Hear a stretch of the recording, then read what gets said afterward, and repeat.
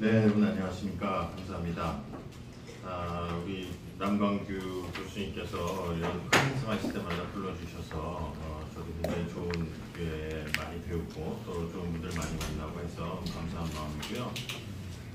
오늘 주제는 그 한미동맹인데 저는 앞에 미중 전략 경쟁하고의 연관 관계 속에서 아마 뒤에 우리 정경영 선생님이나 많은 분들께서 한미동맹 군사적 측면 자체에 대해서 훨씬 더 심도 있는 분석을 해주실 것 같고, 저는 미중 전략 경쟁이라는 국제정치 배경이 이제 한미동맹에 어떤 영향을 미치고 있는지에 대해서 굉장히 아직은 드래프트 수준이긴 한데요. 몇 자 적어보았습니다.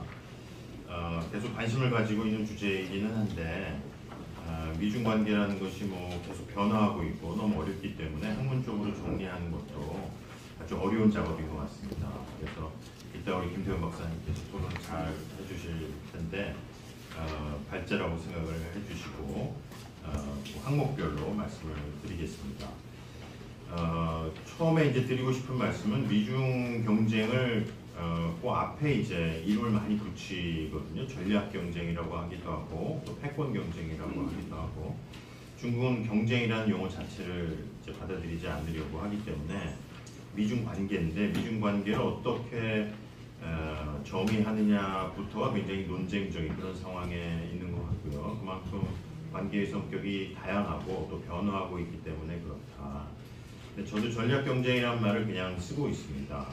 그것이 가장 포괄적이고 논란의 여지가 좀 적기는 한데, 앞부분에서 말씀드리고자 하는 것은 이게 지금의 국제정치의 변화를 볼 때 그 미국과 중국의 지정학적인 전략 경쟁이라는 요소가 굉장히 중요하긴 하지만 앞으로 우리가 살아갈 국제 질서를 만들 변수 중에 그래도 하나에 불과하다.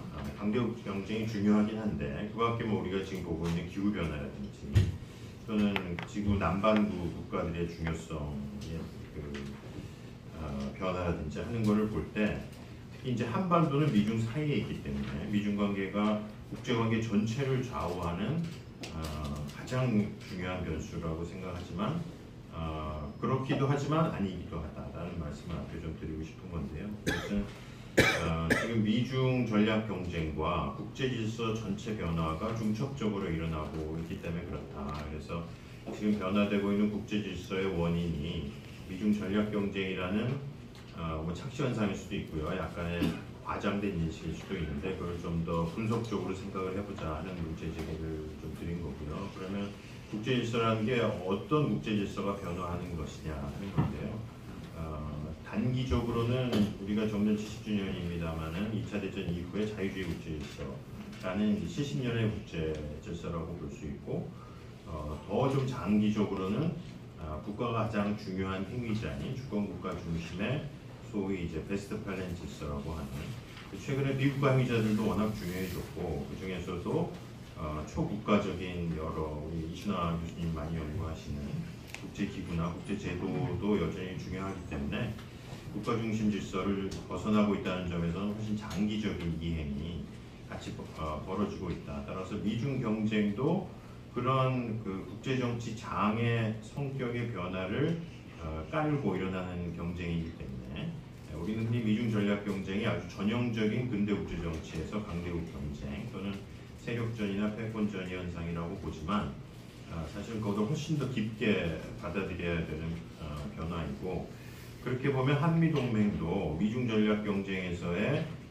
위치 설정이라든지 또는 편들기의 문제라기보다는 우리의 동맹국인 미국과 함께 앞으로 바람직한 세계 질서를 만들어가는 일종의 질서를 조성하는 연합으로서의 동맹이다. 훨씬 더 깊은 의미가 있는 동맹이기 때문에 동맹은 보통 이제 미리 상정된 군사적 위협에 대한 군사적 협력 체제라고 볼 수 있잖아요. 근데 그거보다는 훨씬 더 중요한 지금 시점에 있기 때문에 우리 스스로 한미 동맹의 역할을 더 크고 깊게 잡아서 미국과 협력을 할 필요가 있다. 그런 말씀이 이제 서론의 말씀입니다.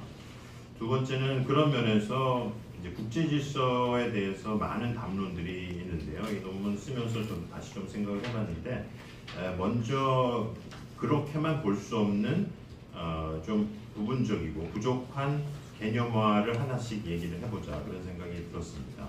많은 분들이 굉장히 좋은 말씀들을 하고 계신 주제인데 첫 번째는 신냉전인가 미중 전략 경쟁이 그렇지는 않다 그런 겁니다.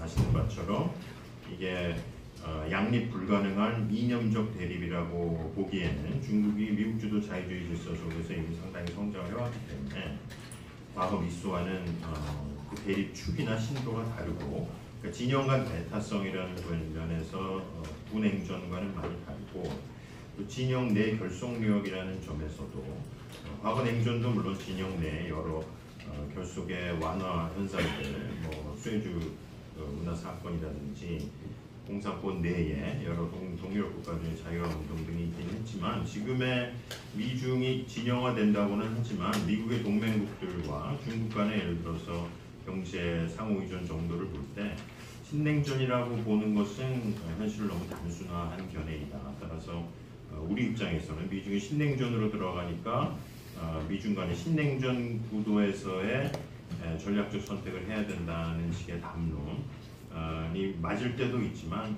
항상 그렇지는 않다. 특히 북한이 지금 국제정치를 신냉전으로 규정하고 있기 때문에 2, 3년 전부터 그건 저는 북한의 위시프 띵킹인 것 같아요. 그래서 세계가 신냉전이 돼서 완전히 진영화가 되면 북중러 협력 속에서 미국으로부터의 압력을 덜 받을 수 있으리라는 희망사항인데 그렇게는 안 될 것이다. 북한이 원하는 대로 가고 있지는 않기 때문에 둘째는 이제 미중이 양극 체제를 이룰 것이라는 전망이 있습니다. 근데 이론적인 논의가 되겠습니다만은 극국가라는 것은 다른 강대국들에 비해서 월등한 국력을 가지고 있고 자족적인 공급망이나 군사력을 갖추고 있어야 하는데 미국은 어느 정도 극국가의 폴라 스테이트죠. 그 지위를 가지고 있기는 함에도 불구하고 최근에 반도체나 배터리 또는 핵심 광물에서 동맹국이나 전략 파트너 국가들에 대한 의존도를 생각해 보면 극국가라고 하기에는 역시 국제정치 구조 자체가 훨씬 더 극국가의 다른 국가에 대한 의존도가 높아졌다. 그래서 앞으로는 그 폴이 과연 국제정치에서 존속할 수 있을지에 대한 근본적인 질문이 필요하다. 과거에는 이제 예를 들어서 단극 체제는 전 세계 국력을 합친 것의 50% 이상을 차지하는 국가를 보통 단극 체제의 지위로 랜더 셜러 같은 학자들 그렇게 조작적인 정의를 내렸지만 질적인 차원에서 극국가가 되기에는 미국도 여전히 굉장히 많은 외부에 대한 의존도가 있기 때문에 지금 뭐 공급망 그 리질리언스를 위해서 프렌드 쇼링이나 엘라이 쇼링 이런 거를 추구하고 있고요. 중국은 더 대외 의존도가 높고 자족적이지 않다. 그 에너지라든지 대외 무역 의존도 면에서 따라서 양극 체제라고 봐서 두 극국가가 우뚝 쓰고 나머지 국가들은 그 밑에서 그 자석이 쇠붙이가 자석에 붙듯이 그런 형태의 그 하이라키컬한 관계로 보기는 어려운 게 아니냐 하는 말씀이고 세 번째는 지금 국제정치가 다극 체제로 가고 있다 이런 얘기도 굉장히 많이 하잖아요. 다극 체제는 3개 이상의 극이 있는 국가인 경우인데 그 국가의 성립 가능성의 문제도 물론 있지만 미국, 중국 다음에 세 번째 극인 나라를 상정하기가 굉장히 어렵다는 것입니다. 그래서 예전에 EU를 들긴 했는데 뭐 브렉시트도 있었고 지금 대미 대중 전략에서 유럽 국가들 내부에 여러 가지 갈등 요인들도 있기 때문에 EU를 하나의 그 단일한 행위자로 보기는 좀 어려운 상황이고요. 독일, 일본과 같이 경제적 측면에서 3, 4위 국가를 극이라고 하기에는 군사력이나 영향력 면에서 굉장히 처지기 때문에 사실 3극이나 4극으로 보기는 굉장히 어렵다. 결국 미국, 중국 중심의 세계 질서인데 그 두 나라도 이제 극이라고 하기에는 좀 부족한 면이 있다라고 합쳐서 말씀드릴 수 있을 것 같고 네 번째는 패권 경쟁이라고 보는 견해인데 역시 그렇게 보기는 어렵다. 왜냐하면 패권이란 국제 질서 유지를 위한 기본적인 공공재 제공 능력이 있어야 하는데 앞으로의 국제 정치는 그 국제 공공재를 한 국가가 제공하기에는 국제 정치가 너무 복잡하고 어려워졌다는 거죠. 그래서 기후 변화라든지 공공보호권이라든지 핵 비확산, 또 신기술 규제 이런 정말 핵심적인 공공재를 미국이나 중국이 설사 패권 경쟁에서 이기더라도 패권의 역할을 하기에는 부족하기 때문에 미국이 그거를 잘 알고 있어서 이런 리더십 연대를 만들려고 하지 이제 미국 혼자 세상을 이끌겠다 이렇게 얘기하지는 않잖아요.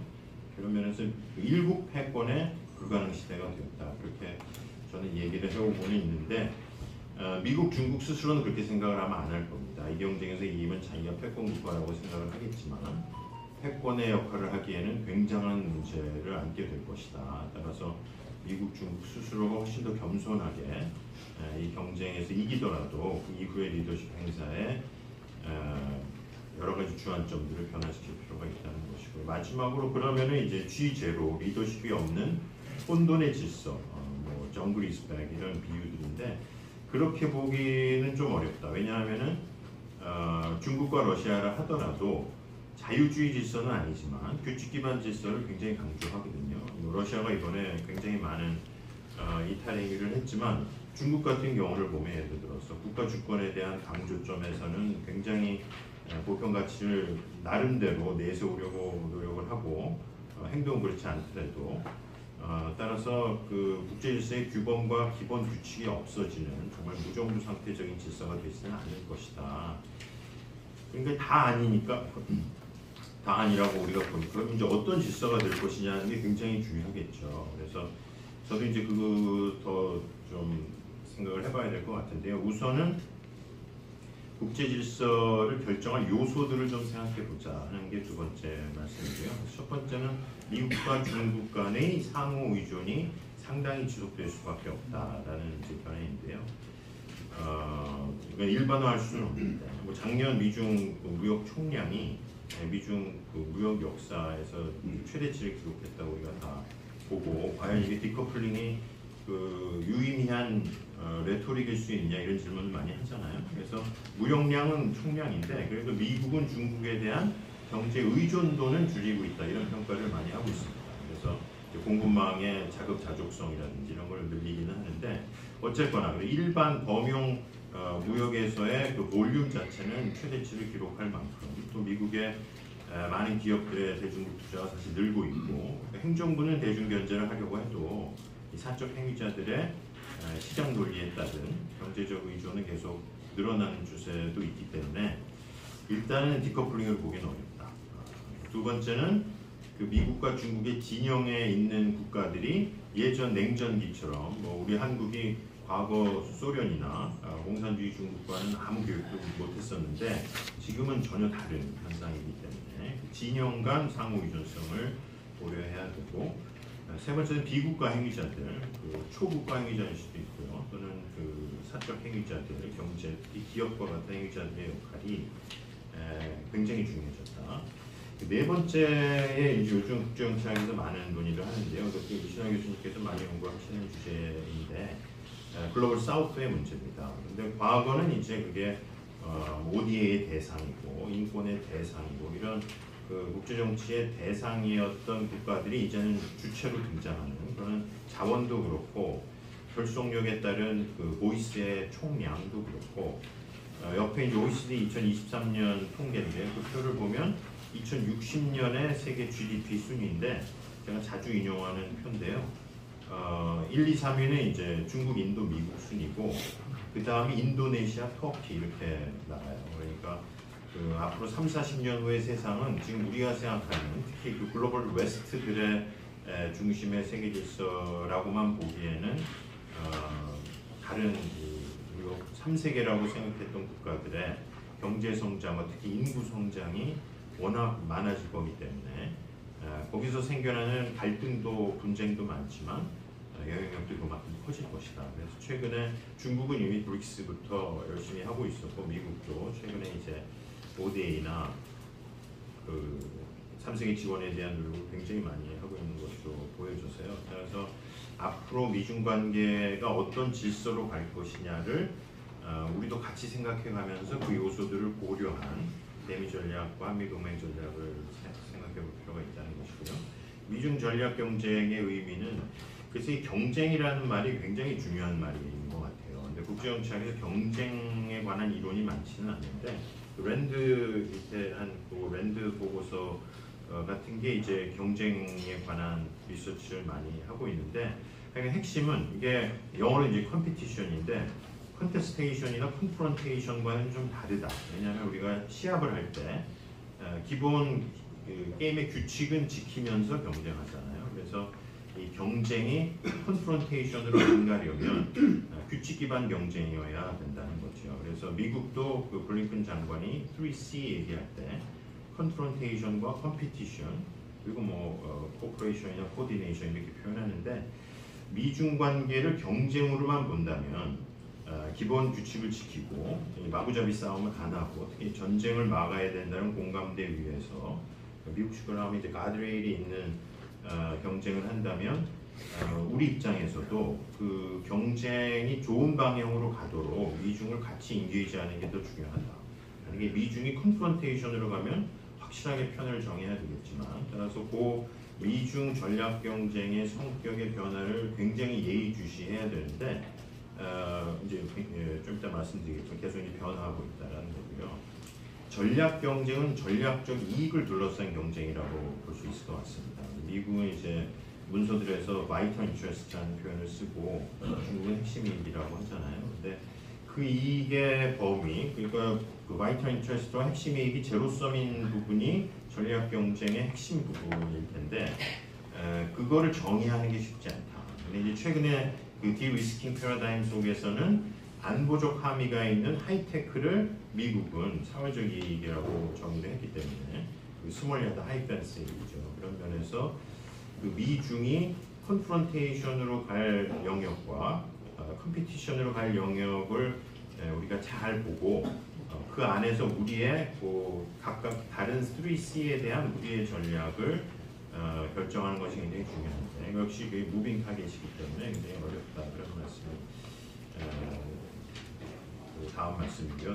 그 다음은 이제 미중 대중 전략 경쟁인데 우리로서는 미국의 대중 전략 담론이 굉장히 중요하잖아요. 근데 최근에 이제 많은 담론들을 보면 굉장히 혼란스럽습니다. 이게 공화당과 민주당의 대립뿐만 아니라 그 당하고 상관없이 중국을 완전히 견제해서 그 권위주의와는 같이 갈 수 없다라고 하는 이제 그게 주류이긴 한데 그런 굉장한 대중 견제 담론이 자리를 잡고 있는데 시간이 지나 보니까 이게 대만을 너무 밀어붙이면 자기 실현적 예언이 될 수도 있고 그래서 오히려 전쟁으로 갈 수 있는 위험성이 있고 또 다른 국가들이 따라오지도 않고 미국이나 동맹국들이 중국 대중 그 견제의 연대에 명시적으로 가입하는 걸 굉장히 부담스러워하기 때문에 그런 전략적 선택을 강요하면 안 된다 미국이. 한국은 물론 좀 그 중에서 훨씬 더 명백한 입장에 있기는 한데 동남아 국가들입니다. 중동 국가들을 볼 때요. 따라서 미국 내에서도 대중 전략의 기본적인 그 선면성은 인정하되 유연성을 같이 가져가야 된다는 얘기도 좀 늘어나는 추세로 느껴집니다. 근데 그런 기조를 반영한 것이 이제 디리스킹 패러다임이라고 보여지기도 하고요. 그런 면에서 그 변화를 이제 예의주시하는 게 필요하다는 뭐 잠정적인 말씀인데 그러면서도 가장 중요한 거는 이런 얘기들을 할 수 있는 미국의 여유는 중국에 대한 압도적인 군사력 때문에 그렇다. 따라서 그 중국에 대한 미국의 또는 동맹국과의 대중 군사 견제의 확실성 그것이 너무나 중요한데 문제는 그 견제가 앞으로 10년간 방향이 바뀔 수도 있다. 그게 이제 미국이 두려워하는 반대 그것은 중국 군사력의 양적 성장뿐 아니라 이게 4차 산업혁명과 겹쳐져 있는 군사 혁신의 시대이기 때문에 중국이 추구하고 있는 지금 강군몽의 핵심들은 뭐 우리 중국 군사를 전공하시는 분들이 더 많으시겠습니다만 일반적인 안보 연구의 측면에서 보더라도 중국이 신기술의 여러 이익을 선점해서 미국에 대한 군사적 우위를 아주 질적인 측면에서 기하급수적으로 늘릴 수 있는 그 향후 10년을 준비하고 있고 미국도 마찬가지다. 아주 최첨단 기술혁명 속에서의 군사력 우위를 점하려는 경쟁이 워낙 치열하게 벌어지고 있다는 말씀인데요. 그게 하나는 핵이고 중국의 핵 전략이 여태까지는 굉장히 소극적이고 실존적 억제 전략이고 탄두수도 300여 개 정도밖에 안 되기 때문에 미국 경우는 뭐 때에 따라서는 중국의 그 보복 핵 공격 능력을 인정하지 않고 일격으로 중국의 모든 핵 전력을 무력화시킬 수 있다는 그 데미지 리미테이션 전략을 추구하고 있다고 얘기하는 학자도 있거든요. 근데 이제 그렇게는 중국이 안 하겠다. 그래서 2035년까지 뭐 잘 알려진 얘기입니다만 핵탄두를 1000기 이상으로 늘리고 그 추이하드도 더 발전시키는 건데 문제는 플러스 그런 그 핵 분사력의 지휘 통제와 AI나 신기술이 결합될 경우 그럴 때는 과거 미소 간에 보던 상호 확증 파괴의 안정성이 굉장히 악화될 수 있다. 왜냐하면 감시 정찰 능력이 굉장히 향상되고 초정밀 타격 능력, 또 인공지능에 의한 핵전력 운용 이런 게 또 MD도 더 보도화될 경우 미중이 계속 상대방에 대한 그 각자의 vulnerability를 인정한 안정적인 핵 균형을 인정할 것인가 하는 것은 굉장히 오픈 퀘스천이기 때문에 그런 면에서 지금 이제 그나마 미중 관계가 이런 협력을 모색할 수 있는 기반이 되는 군사적인 균형, 에이시메트리죠 기본적으로 이제 언제까지 유지될 것이냐 하는 것을 계속 좀 생각해봐야 된다는 것이고요. 시간이 다 됐는데요. 간단하게 그런 면에서 한미동맹은 이번 정부가 한미동맹 아까 포괄적 전략 포괄적 말씀을 해주셨는데 안보, 산업, 과학, 기술, 문화, 정보 5개 분야의 글로벌 전략 동맹이라고 설정을 하고 있는데 그건 기본적으로 굉장히 옳다고 봅니다. 그게 안보가 중요하지 않다는 것은 아니고 그만큼 질서 조성 파트너로서의 한미동맹은 굉장히 많은 일을 해야 되는 부분이 있다. 다자주의 규범의 확립이라든지 남반구에 대한 공동의 접근. 근데 그런 면에서 미국이 여전히 굉장히 부족하기 때문에 뭐 IPEF 같은 것도 그렇고요.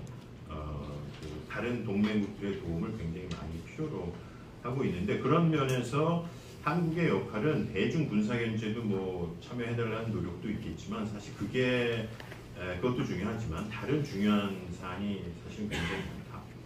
두 번째는 대중 전략에서 우리만의 전략적 자율성의 범위가 어디까지인지를 정확하게 파악하는 것이 필요한데 특히 이제 핵 문제, 뭐 뒤에도 말씀도 해주시겠습니다만 여전히 비핵화가 우리의 큰 목표이기 때문에 그럴 때 중국이 제재에서 이탈하지 않고 국제규범 속에서 북핵 비핵화에 적극적으로 임하도록 하는 대중 전략도 필요하다.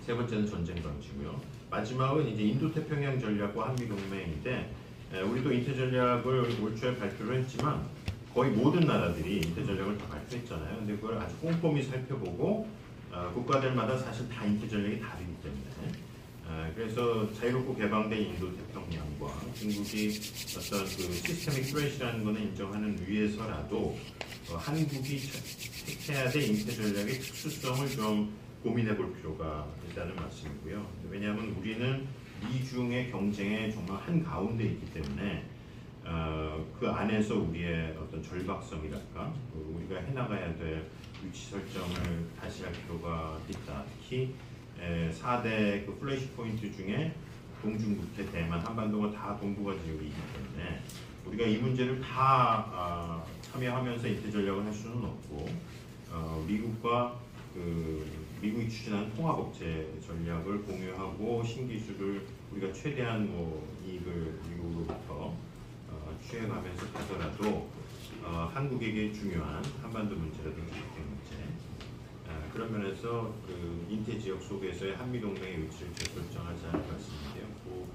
구체적인 말씀은 나중에 토론 시간에 좀 말씀드리기로 하고 마지막 목표는 그 미국 정보위원회에서 얘기한 건데요. 앞으로 국제 정치의 질서의 중요한 규범들 중에서 제대로 확립된 건 사실 맨 왼쪽 칸밖에 없고 앞으로 이게 다 흔들리거나 다 형성 중이기 때문에 그 미국의 노력이 굉장히 필요하다라는 점에서 예시로 드렸습니다.